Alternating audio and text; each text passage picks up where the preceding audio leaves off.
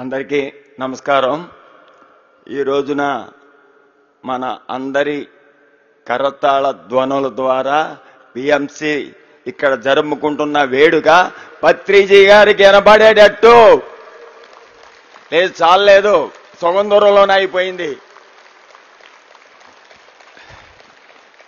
ఇప్పుడు మన పిఎంసి గురించి, పిఎంసిలో ఉన్న బాధ్యతల గురించి, అందులో భాగస్వాములైన పిరమిడ్ ఛానల్ షేర్ హోల్డర్స్ గురించి ఎంతో అద్భుతంగా ఇటువంటి విషయాలకి తావీయకుండా సజావుగా సాగేందుకు మీ అందరి తోడ్పాటు హనుమంతరాజు గారు కోరారు। అది మన బాధ్యత। పత్రిజీ గారి దివ్య కళలు నెరవేరాలి అంటే మనం అందరం హనుమంతరాజు గారు చెప్పినట్టుగా రథసారథులం అయ్యి వారిని, హనుమంతరాజు గారిని దీంట్లో ఉన్న పదవులకు పిలవడం కన్నా కూడా హనుమంతరాజు గారు పిఎంసికి ఒక రథసారథి అనే పిలుచుకోవాలి, భీష్ముడు లాంటి వారనే పిలుచుకోవాలి।